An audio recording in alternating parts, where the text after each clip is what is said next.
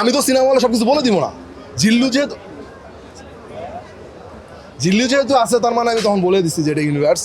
দেন তো মানুষ এখন দেখলো, এখন যে টুইস্টগুলো পাচ্ছে, আর টুইস্টগুলো যদি আমি বলে দিই তাহলে তো অডিয়েন্স কি দেখবে বলে? কিছু কিছু অডিয়েন্স বলছে যে শাকিব খানের এন্ট্রি ছিল, এটি আসলে কি বলবেন?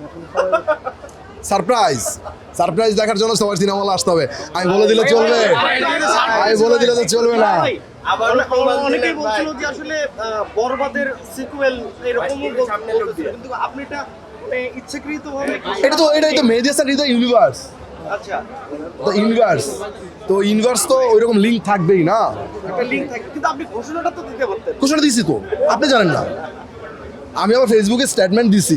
না, তারপরে যে একটা ধরেন লিংক আপ রেখেছেন কিংবা হচ্ছে হ্যাঁ বলছি তো, আমি বলছি তো। এখন দেখেন, আমি তো সিনেমা হলে সবকিছু বলে দিব না। জিল্লু যেহেতু আছে তার মানে আমি তখন বলে দিচ্ছি যে এটা ইউনিভার্স। দেন তো মানুষ এখন দেখলো, এখন যে টুইস্টগুলো পাচ্ছে, আর টুইস্টগুলো যদি আমি বলে দিই তাহলে তো অডিয়েন্স কি দেখবে বলে? আমি আমার দর্শকের কাছে, সমস্ত মানুষের কাছে আমি অনেক বেশি কৃতজ্ঞ। এনাদের ভালোবাসার জন্যই সিনেমাটা বানাই এবং ভালোবাসাটা পাইছি আমি। প্রথম একদম আমি সিনেমা হলে অডিয়েন্সের সাথে বসে আমি সিনেমাটা দেখছি এবং দেখছি তারা কীভাবে চিৎকার করে, তারা কীভাবে ওয়াও বলে, কীভাবে সিটি বাজায়। অনেকদিন পরে আমি মাল্টিপ্লেক্স সিনেপ্লেক্সে সিটি বাজাইতে দেখলাম, কমার্শিয়াল ফিল্মে যা হয় আর কি। তো এটা তো সিঙ্গেল স্ক্রিনে বেশি হয়, মাল্টিপ্লেক্স ইয়েতে আমি খুব বেশি কম দেখছি। তো এবার দেখে আমার খুব ভালো লাগছে। অনেকে বলছে শাকিব খানের পরে সিয়াম আহমেদকে পাওয়া গেল কমার্শিয়াল আরেকটা হিরো। একটু আগে বলছিল একটা অডিয়েন্স, আপনি এটা কিভাবে দেখছেন? ভালোভাবে তো দেখবো। এটা 5+ স্টার রেটিং প্রাপ্ত দেশের সর্বোচ্চ বিদ্যুৎ সাশ্রয়ী ওয়ালটন এসি স্মার্ট কমফোর্ট এখন নেক্সট লেভেলে। শাকিব ভাই নিজেও ভালোভাবে দেখে। ভালোর পাশাপাশি একটু সমালোচনা এসেছে যে নায়িকার দেখছেন দেশি নায়িকা বা এক্সেন নিয়ে একটু দেশি নায়িকা হচ্ছে যে আমার পরবর্তী সিনেমায় দেখতে পাবেন আপনারা দেশি নায়িকা। পার্ট 3 মেহেদী ভাই, কিছু দর্শকরা বলছেন আভাস দেওয়া যায় কিনা? পার্ট 3 নিয়ে আসবে, কিছু একটা আসবে।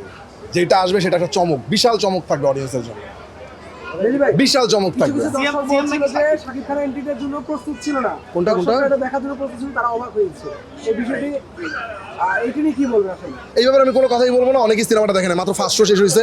কে আছে, কার এন্ট্রি হয়েছে এটা আমরা বলতে চাই না। এটা সিনেমা হলে মানুষ দেখুক, তারা বলুক কার এন্ট্রি আছে, কার কি আছে। এই ব্যাপারে আমি একটা শো গেছে ভাই, দেখেন। আর আমি এগুলো বলে দিলে কেমন হয় বলেন? প্রত্যাশার জায়গাটা একটু যদি বলবেন।